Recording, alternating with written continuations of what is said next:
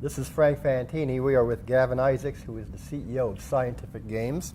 Hi, Frank. And I might mention also that Scientific Games is sponsoring the CEO one-on-one interviews at Fantini Research this year at G2E, and we appreciate that, Gavin. Thank you. Thank you for everything you do for the industry. Well, thank you in turn.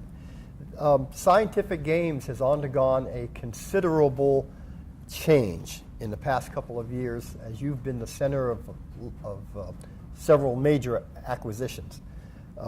Can you give us a quick overview, Gavin, on Scientific Games today and how you see it evolving in your tenure as CEO? Certainly. So Scientific Games, traditionally a lottery company, lottery instant tickets being their key product, systems, and of course the branded products, the MDI business. Approximately a year ago, they looked to diversify, and we'll talk more about that, I'm sure, and they acquired WMS Gaming, a slot company based out of Chicago. So through that, they picked up a slot business, both in sales and operations, and an interactive business, which complemented their own embryonic interactive business, but the interactive business being the real money gaming side of it, and of course the social side of it. Approximately, probably about 6 months ago, I was asked when I was sitting in my beach leave to think about what would be really changing for the industry. What would really be, if you had a wish list, what would you want to buy?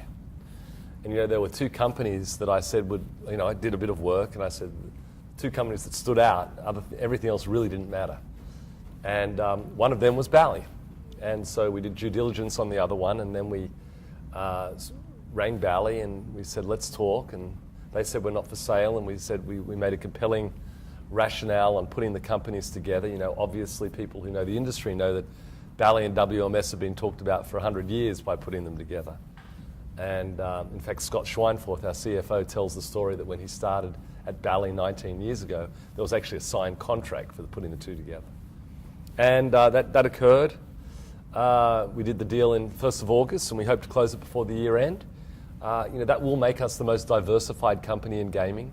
We have a very simple strategy, which is to get content out there on every medium, be it from an instant ticket game, a slot game, across the system, social, online, wherever it may be, but to have great content across a broad base. Scale helps us do that. I'm sure we'll talk a bit more about that as well. So, we see ourselves evolving from a gaming company into a big gaming company. Gaming being everything we do, including lottery. And we would like to think that we will maintain our focus. We will do everything that have enjoyed doing in the past, bringing everyone together, have fun, create great games, make our customers profitable, and enjoy the benefits. You certainly are diverse. You've got table games, you've got slot machines from two outstanding manufacturers. You've got the historic lottery business.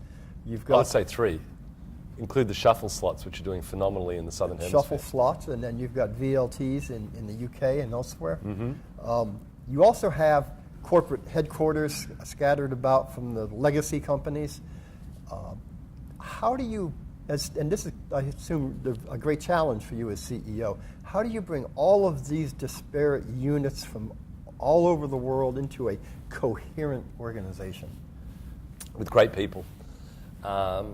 It is a lot of fun, believe it or not, doing this. It's very taxing. There's lots of work, particularly with the funding. But I'm spending a lot of time now on the integration.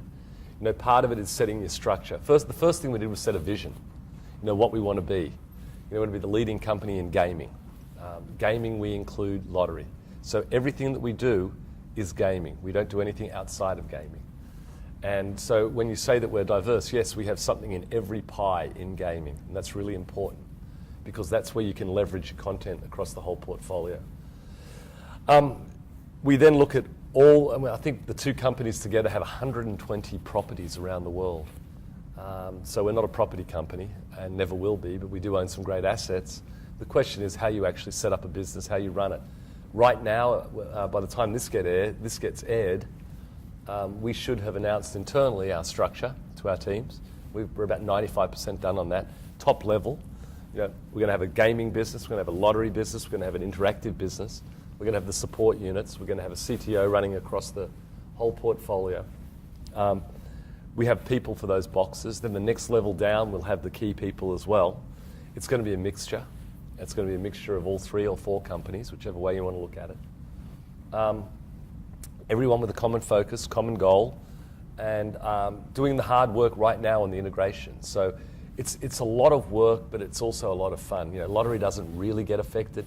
Interactive, little bit. It's really a gaming kind of thing. And when you look at the companies, the complementary, the skills, it really is fun, and the people doing it are really getting into it. One of the